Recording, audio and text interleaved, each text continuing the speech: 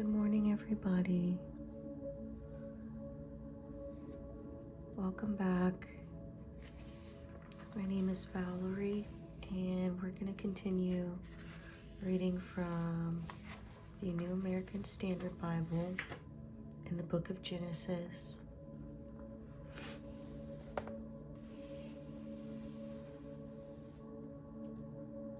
So we're going to start reading at chapter 7.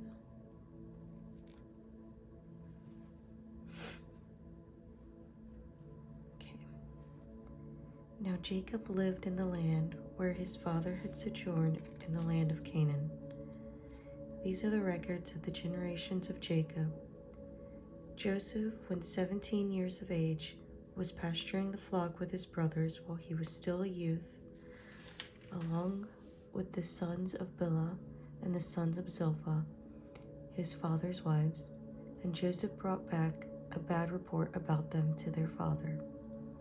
Now Israel loved Joseph more than all of his sons, because he was the son of his old age, and he made him a vari-colored tunic.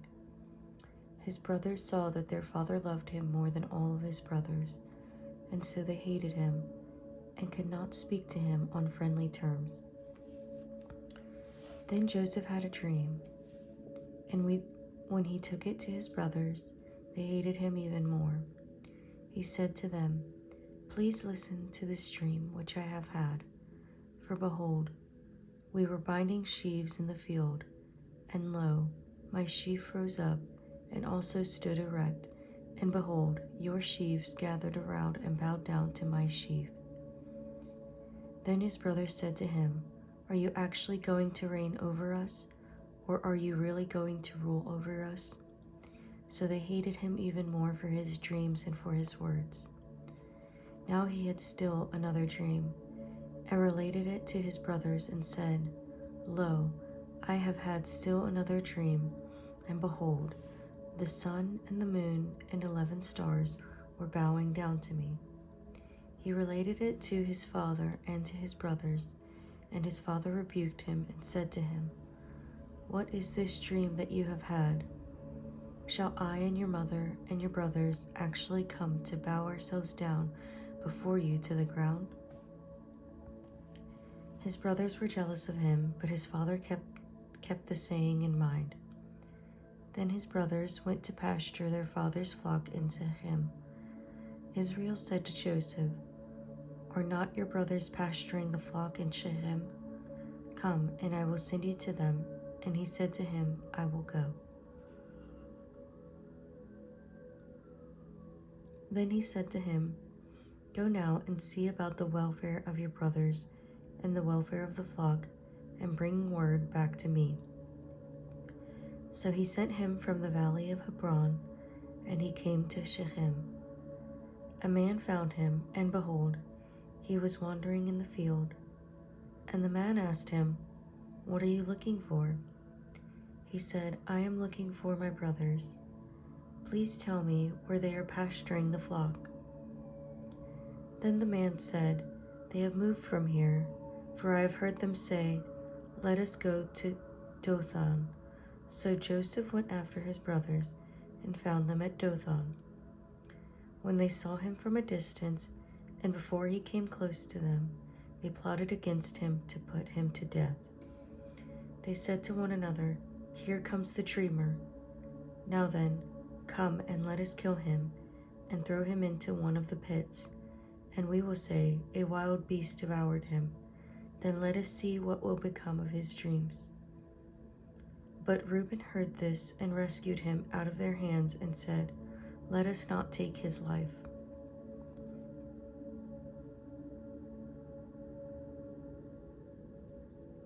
Reuben further said to them, "Shed no blood. Throw him into this pit.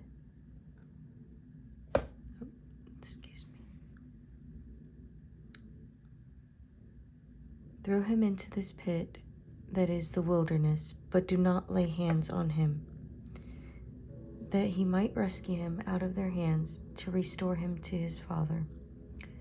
So it came about when Joseph reached his brothers that they stripped Joseph of his tunic, the vari-colored tunic that was on him. And they took him and threw him into the pit. Now the pit was empty, without any water in it. They then sat down to eat a meal. And as they raised their eyes and looked, behold, a caravan of Ishmaelites was coming from Gilead, with their camels, bearing aromatic gum and balm and myrrh, on their way to bring them down to Egypt. Judah said to his brothers, "What profit is it for us to kill our brother and cover up his blood? Come and let us sell him to the Ishmaelites and not lay our hands on him, for he is our brother, our own flesh," and his brothers listened to him. Then some Midianite traders passed by. So they pulled him up and lifted Joseph out of the pit and sold him to the Ishmaelites for 20 shekels of silver. Thus they brought Joseph into Egypt.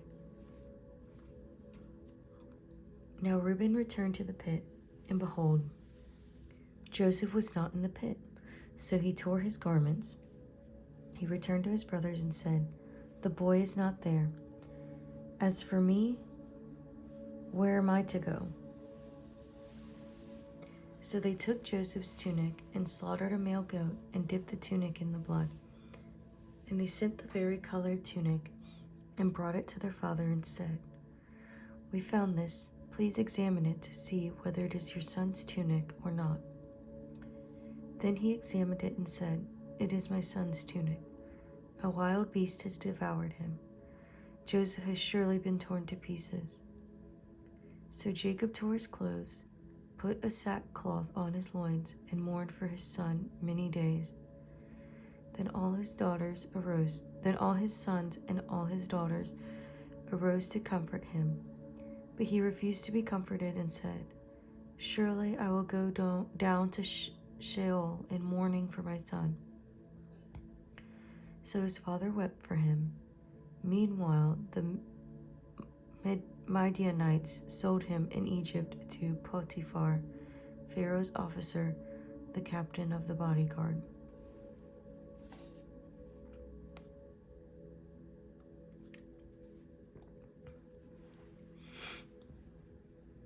Chapter 38. And it came about at that time that Judah departed from his brothers and visited a certain Adullamite, whose name was Hirah. Judah saw there a daughter of a certain Canaanite, whose name was Shua, and he took her and went into her. So she conceived and bore a son and named him Er. Then she conceived again and bore a son and named him Onan.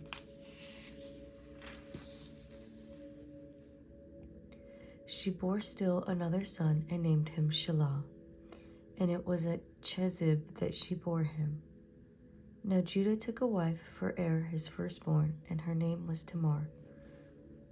But Er, Judah's firstborn, was evil in the sight of the Lord, so the Lord took his life. Then Judah said to Onan, "Go into your brother's wife and perform your duty as a brother-in-law to her, and raise up offspring for your brother."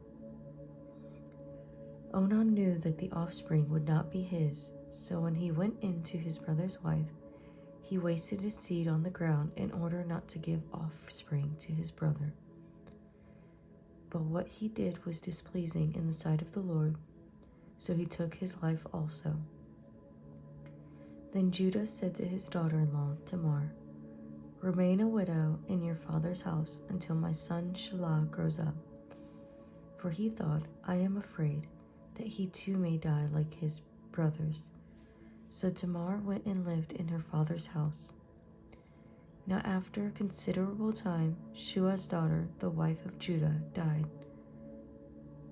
And when the time of mourning was ended, Judah went up to his sheep shearers at Timnah, he and his friend Hirah and Adullamite, Hira the Adullamite. It was told to Tamar, "Behold, your father-in-law is going up to Timnah to shear his sheep." So she removed her widow's garments and covered herself with a veil and wrapped herself and sat in the gateway of Enaim, which is on the road to Timnah, for she saw that Shelah had grown up, and she had not been given to him as a wife. When Judah saw her, he thought she was a harlot, for she had covered her face.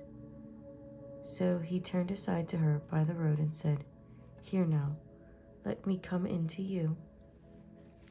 For he did not know that she was his daughter-in-law. And she said, What will you give me that you may come in to me?" He said, "Therefore, I will send you a young goat from the flock." She said, "Moreover, will you give a pledge until you send it?" He said, "What pledge shall I give you?" And she said, "Your seal and your cord, and your staff that is in your hand." So he gave them to her, and went in to her, and she conceived by him. Then she arose and departed, and removed her veil, and put on her widow's garments. When Judah sent the young goat by his friend, the Adullamite, to receive the pledge from the woman's hand, he did not find her. He asked the men of her place, saying, "Where is the temple prostitute who was by the road at Enaim?" But they said, "There has been no temple prostitute here." So he returned to Judah and said, "I did not find her." And furthermore, the men of the place said, "There has been no temple prostitute here." Then Judah said, "Let her keep them. Otherwise, we will be a laughingstock. After all, I sent this young goat, but you did not find her." Now it was about 3 months later that Judah was informed, "Your daughter-in-law Tamar has played the harlot, and behold, she is also with child by harlotry." Then Judah said, "Bring her out and let her be burned." It was while she was being brought out that she sent to her father-in-law, saying, "I am with child by the man whom these things belong." And she said, "Please examine and see whose signet ring and cords and staff are these." Judah recognized them and said, "She is more righteous than I, inasmuch as I did not give her to my son Shelah, and he did not have relations with her again." It came about at the time she was giving birth that, behold, there were twins in her womb. Moreover, it took place while she was giving birth. One put out a hand, and the midwife took and tied a scarlet thread on his hand, saying, "This one came out first." But it came about, as he drew back his hand, that, behold, his brother came out. Then she said, "What a breach you have made for yourself." So he was named Perez. Afterward, his brother came out, who had the scarlet thread on his hand, and he was named Zerah.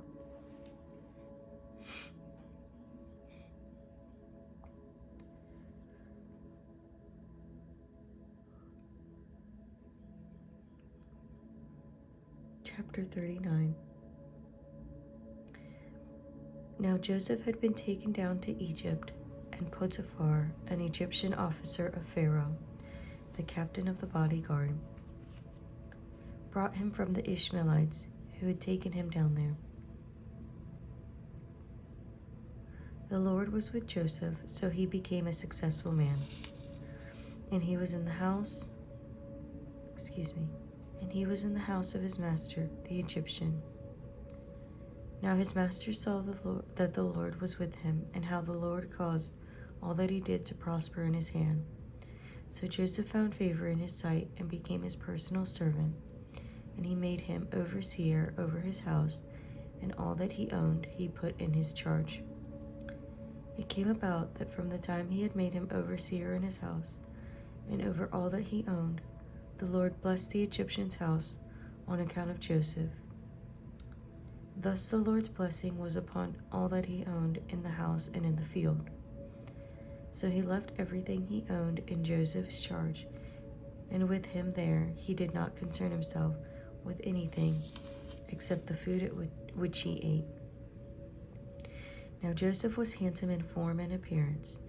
It came about after those events that his master's wife looked with desire at Joseph, and she said, "Lie with me." But he refused and said to his master's wife, "Behold, with me here, my master does not concern himself with anything in the house, and he has put all that he owns in my charge."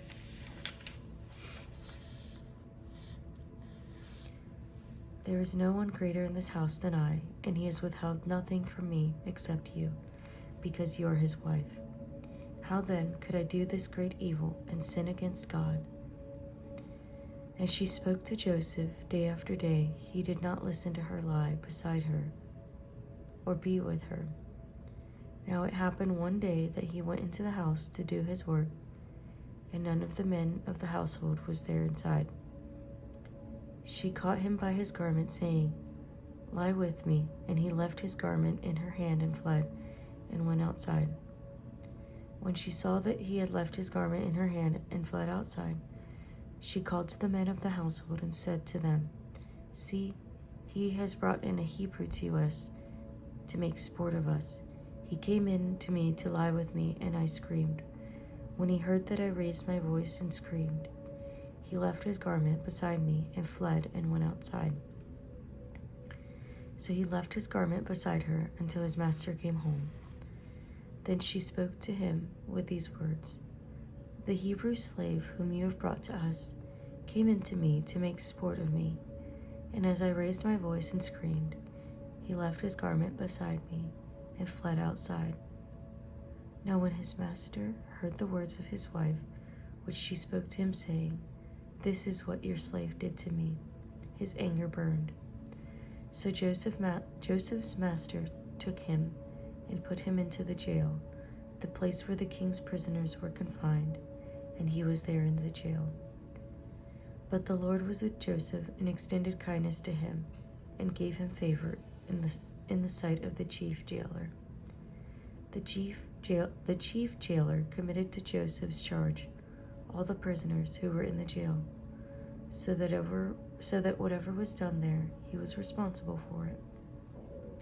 The chief jailer did not supervise anything under Joseph's charge, because the Lord was with him. And whatever he did, the Lord made to prosper.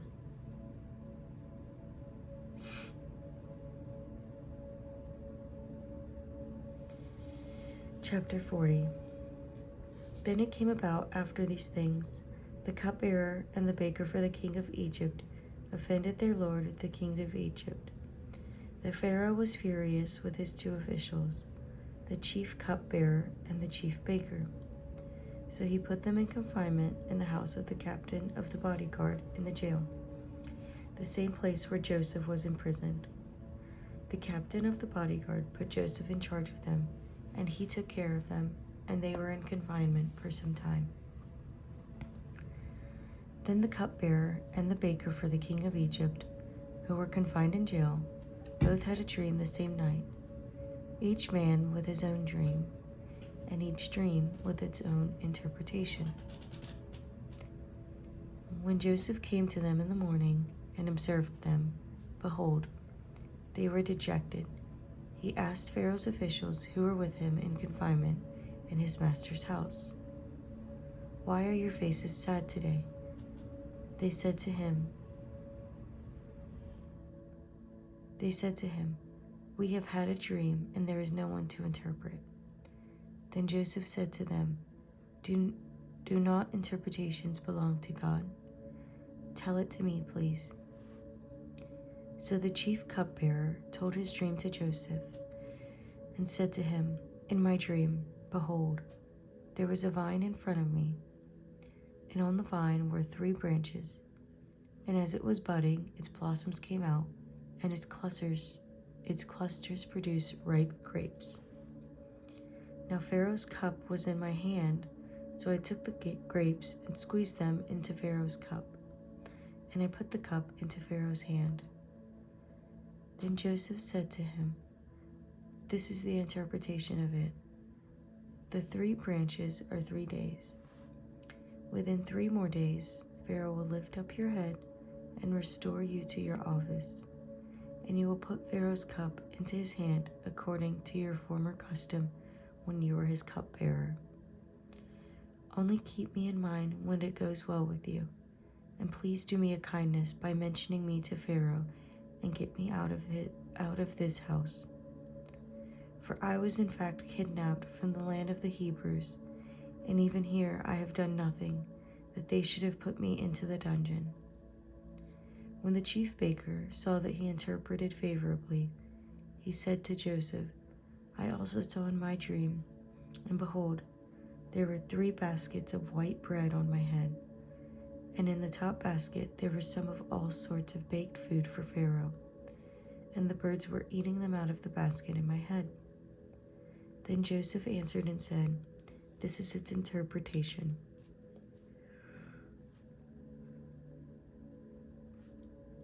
The 3 baskets are 3 days.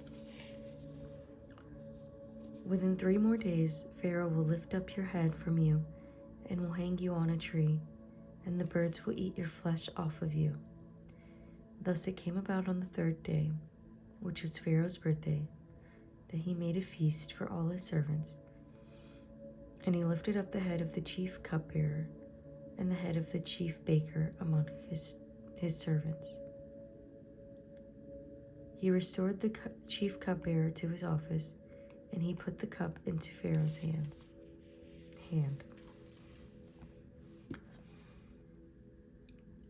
But he hanged the chief baker, just as Joseph had interpreted it to them.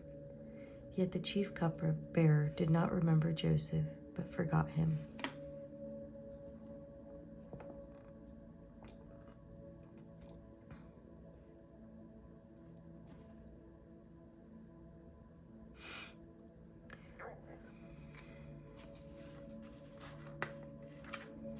Chapter 41. Now it happened at the end of 2 full years that Pharaoh had a dream, and behold, he was standing by the Nile. And lo, from the Nile there came up 7 cows, sleek and fat, and they grazed in the marsh grass. Then behold, 7 other cows came up after them from the Nile, ugly and gaunt, and they stood by the other cows on the bank of the Nile.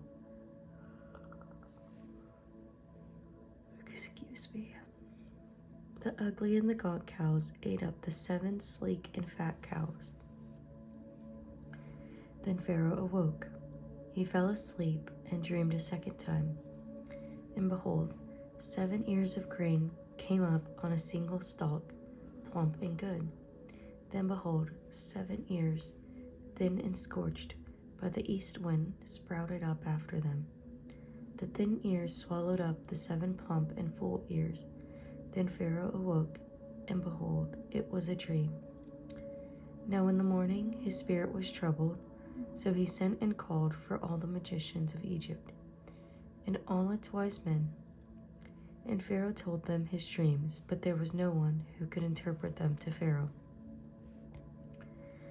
Then the chief cupbearer spoke to Pharaoh, saying, "I would make mention today of my own offenses." Pharaoh was furious with his servants, and he put me in confinement in the house of the captain of the bodyguard, both me and the chief baker. We had a dream on the same night, he and I. Each of us dreamed according to the interpretation of his own dream. Now Hebrew youth was with us in there, a servant of the captain of the bodyguard, and we related them to him, and he interpreted our dreams for us. To each one he had interpreted according to his own dream. And just as he interpreted for us, so it happened. He restored me in my office, but he hanged him. Then Pharaoh sent and called for Joseph, and they hurriedly brought him out of the dungeon. And when he had shaved himself and changed his clothes, he came to Pharaoh. Pharaoh said to Joseph, "I have had a dream, but no one can interpret it, and I have heard it said about you, that when you hear a dream, you can interpret it." Joseph then answered Pharaoh, saying, "It is not in me. God will give Pharaoh a favorable answer."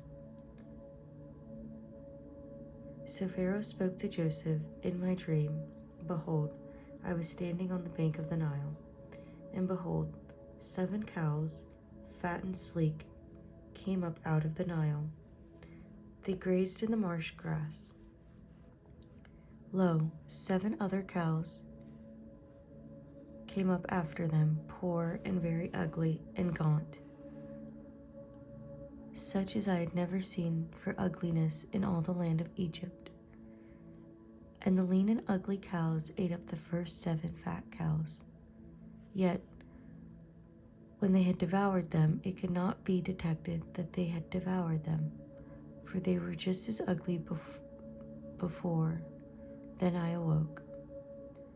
I also saw in my dream, and behold, 7 ears, full and good, came up on a single stalk.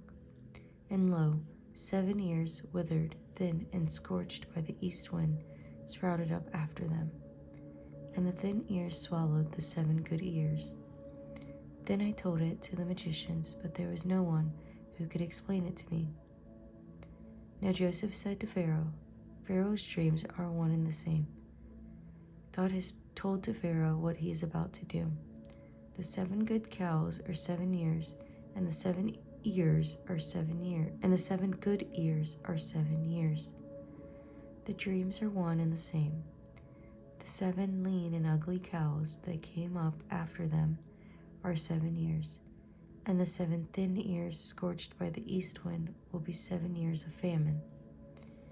It is as I have spoken to Pharaoh. God has shown to Pharaoh what he is about to do. Behold, 7 years of great abundance are coming in all the land of Egypt, and after them 7 years of famine will come, and all the abundance will be forgotten in the land of Egypt, and the famine will ravage the land. So the abundance will be unknown in the land, because that subsequent famine, for it will be very severe. Now as for the repeating of the dream to Pharaoh twice, it means that the matter is determined by God, and God will quickly bring it about. Now let Pharaoh look for a man discerning and wise, and set him over the land of Egypt. Let Pharaoh take action to appoint overseers in charge of the land, and let him exact 1/5 of the produce of the land of Egypt in the 7 years of abundance. Then let them gather all the food of these good years that are coming, and store up the grain for food in the cities under Pharaoh's authority, and let them guard it. Let the food become as a reserve for the land for the 7 years of famine, which will occur in the land of Egypt, so that the land will not perish during the famine. Now the proposal seemed good to Pharaoh and to all of his servants. Then Pharaoh said to his servants, Can we find a man like this in whom is a divine spirit? So Pharaoh said to Joseph, Since God has informed you of all this, there is no one so discerning and wise as you are.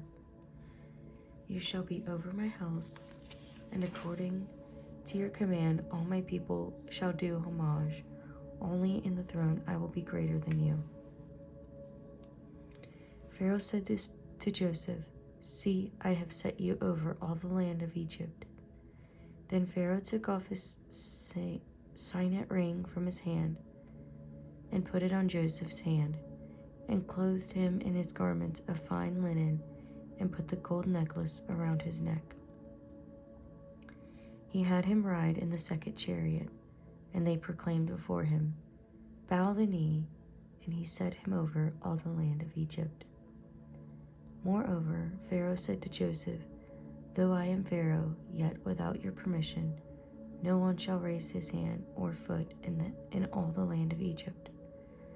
Then Pharaoh named Joseph Zaphenath-Paneah, and he gave him Asenath, the daughter of Potiphera, priest of On, as his wife, and Joseph went forth over the land of Egypt. Now Joseph was 30 years old when he stood before Pharaoh, king of Egypt, and Joseph went out from the presence of Pharaoh and went through all the land of Egypt. During the 7 years of plenty the land. During the 7 years of plenty, the land brought forth abundantly. So he gathered all the food of these 7 years which occurred in the land of Egypt, and placed the food in the cities. He placed in every city the food from his own surrounding fields. Thus Joseph stored up grain in great abundance, like the sand of the sea, until he stopped measuring it, for it was beyond measure.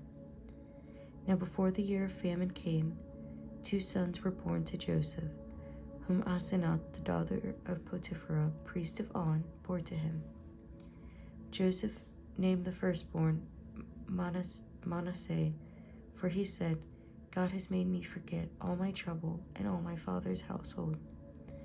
He named the second Ephraim, for he said, God made me fruitful in the land of my affliction.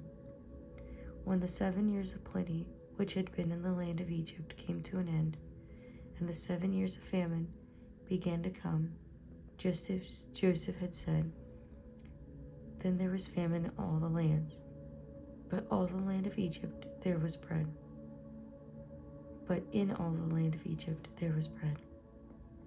So when all the land of Egypt was famished, the people cried out to Pharaoh for bread.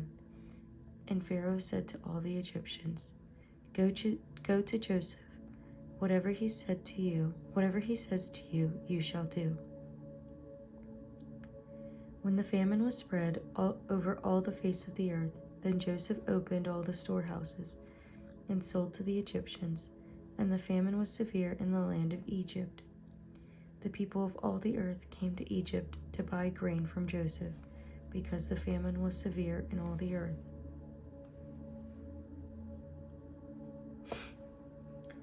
Okay, that is the end for today. Thank you for joining me. We will continue on with chapter 42 tomorrow morning. I appreciate every one of you. I hope you have a blessed day.